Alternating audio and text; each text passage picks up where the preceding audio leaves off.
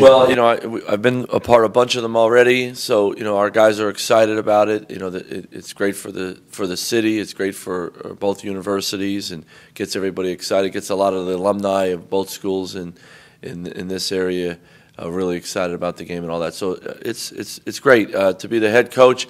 I had all the scouts before, so I'm not sure that nothing changes there in part of preparation. Richmond's a hard team to prepare for. They're very different than a lot of teams the way they play, and Coach Mooney's a great coach. His teams give a lot of people fits, and they know how to play, and they play the right way. So we got to be ready to go.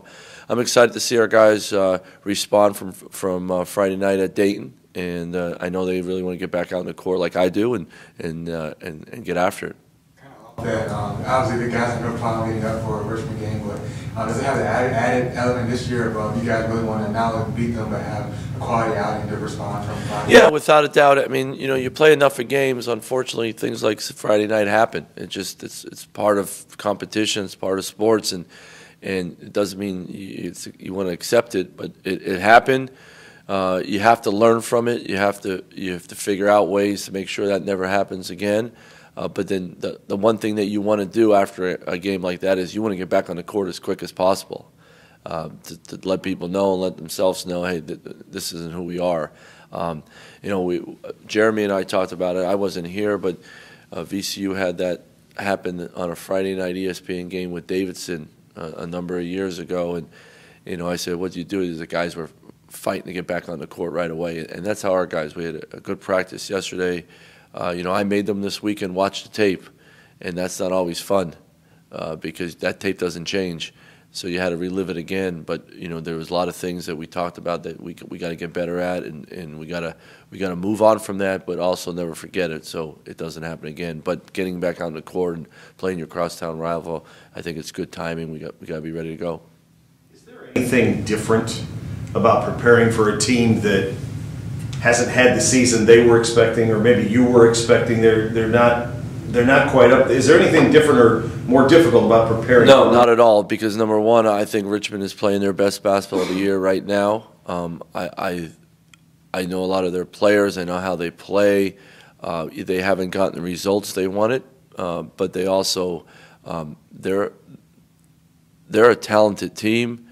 Coach Mooney's Chris is an unbelievable coach, the way he puts players in position to make plays and succeed and all that stuff. And his record speaks for itself. If anybody's averaging over 20 wins a game for as long as he's coached at that place, that tells you something. And the guys play hard for him and all that stuff. So, and they have some kids that can make plays and go off, and we got to be ready for that without a doubt. But no, not at all. It's the next game on the schedule, but it happens to be your crosstown rival, and where we've had some unbelievable games, and VCU and Richmond have had some unbelievable games. You don't care about the records; you just go play, and that's the fun of it too. That's what that brings the excitement. That brings the people are anticipating this, and our guys are fired up to play. Coach, piggybacking off that, they've also, their record may be 4-13 right now, but there are a lot of games that they've been in. When you watch them on tape, can you just kind of see how close they are to being, not 4-13? Well, they have 5 interchangeable parts. They have guys that make plays. They have guys that can shoot the basketball, and they've been shooting it, and their percentages are so much better than from earlier in the year. When you're watching them from the beginning of the season till now, you never saw any discouragement, or you never saw them being down or not being ready to play.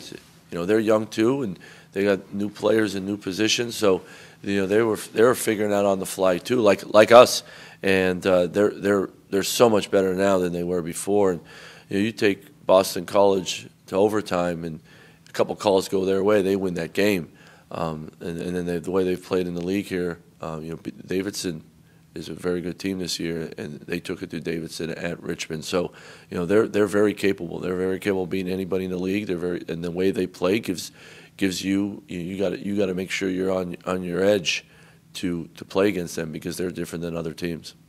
Of course, you and Coach Mooney go back a while. You mentioned last week that when Anthony Grant was here, you would come stop by and see practices. When Mooney went to Richmond, was that an Alabama you were visiting, and it's kind of takes some time? All the coaches around here, when I was at Randolph-Macon, I went and watched them all practice, and Coach Beeline and Coach Wainwright, and of course I knew Coach Mooney I had a prior relationship before he got here, so I knew him. So I definitely spent some time down there with their staff.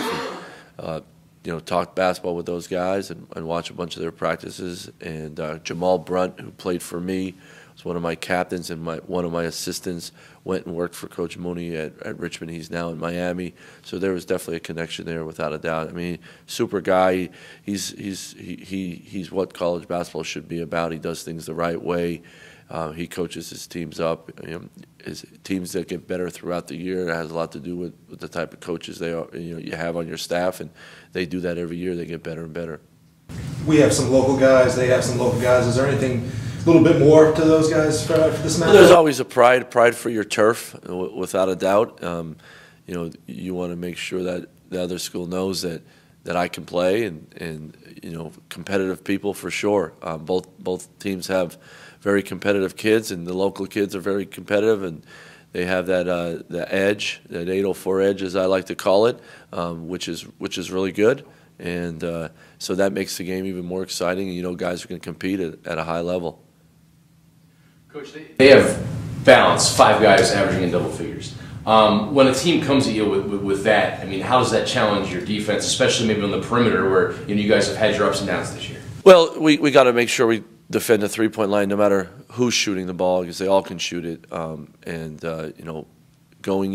We've been really good at it going into Friday. But just percentages, we're holding right around 30, under 30 in league at 3. That's a little skewed after Friday, but we got to make sure that we're back on the edge of guarding the three-point ball. But they have 5 guys that can make plays. They have 5 guys that can drive you. They have guys that could definitely get it going and shoot behind the line. And we got to make sure that you know who you're guarding in that moment. If you're guarding a guy that can really get by you, you got to get down in the stance and make sure you keep him in front. If you're guarding a guy that can really shoot it behind the line, you got to make sure you run him off that line quickly, so we don't, we can't have 3, 4, 5 possessions in a row where we're just giving them open looks. We gotta get that to 1 to 2 sometimes, and string 3, 4 stops in a row multiple times throughout a 40-minute game. When we've been doing that, it's just putting us in a great position to be successful. We're still a work in progress. One 4-minute stretch we're really good. 1 3, 4-minute stretch we're not, and we just got to continue to improve in those stretches and extend them to 4, 6, 8 minutes. And when we do that, you guys have seen it. It's pretty good. But it does just because you did it last game doesn't mean you do it next game. We have to be really locked in, knowing that these guys can score so many different ways. Going back to Friday night, you're not going to see a lot of teams that shoot 70% in the first half. But how much of that was some things that you need to clean up on defense, but how much of it was just Dayton coming out? Yeah, we had a couple of those games, and like I said to the guys, you play long enough, you coach long enough. Unfortunately, you're going to be a part of 1 or 2 of these or a couple of these. It's just how it goes. Part of it was we got off to a bad start, and we gave them some open looks to give them great confidence. And guys that haven't been shooting the ball great for them started filling it up, and then the ball gets really hot, and guys are stepping further out. They were making some bombs too, but what you can control is how you react the next play, and I just didn't think we did a good enough job of that, and that's how you let another team just take off like that. And that was the first in a long time that occurred, where it's sort of we just allowed it to snowball instead of just drawing a line in the sand and saying, hey, we're getting a stop here. We're getting 3 stops in a row. And I think we tried to come back on offense then of really forcing it. And even though we scored a lot of points, our offense still didn't help our defense either. We took some bad shots, had some bad turnovers that led to leak outs and easy layups or easy threes. So we gotta be really on our edge against Richmond tomorrow night of guarding the 3 ball and not letting them go on runs. So, but when you get put in that Friday night situation like that, and you're trying to find a way to claw out of it, and you don't, that's what happens. And you gotta take it like a man and learn from it. Mike, do you like coaching against friends? No. But I love coaching, and I love basketball, so if it's for 40 minutes, it's your friend or your foe, it is what we do. But no, I mean, you don't want to see anyone, not do well. So this is how it goes. But, you just figure it out for 40 minutes, move on. I want Chris to win all. We want Richmond to always do well. I think it's great for our city. It's great for our league. It's our rival school. I think that's very important. I have a great relationship that goes back. I mean, we played summer league basketball together in Philadelphia when we were in school. So I have a great relationship with him, and he's about all the right stuff, and I hope I am. So that but we're good friends. But for 40 minutes, we're gonna go after it. It's the same thing I said about Bucknell with Nathan Davis. Is we're gonna try to win the game because that's what you do when you play and the scoreboard's on. And then after that, we're gonna support each other. Who won those summer league games? We're on the same team. I got him a lot of shots. He's a heck of a shooter. To prevent some of those open shots that you're talking about from Friday, is that a situation where you feel like the guys need to talk more? Well, honestly, Wayne, it's a culmination of everything. You hear me say the term we use a lot is being on edge, having awareness. You're close to a guy. Our defense is scrambling, and you're close to a guy that can really shoot it. You got to get there on the catch. You can't be that half second late. It's communicating, talking, getting back on defense. It's getting our point guard back on defense or our two guard back on defense when our point guard drives. Things that you do, sometimes it's not in the front of your mind and you're half second late, and we were late a lot.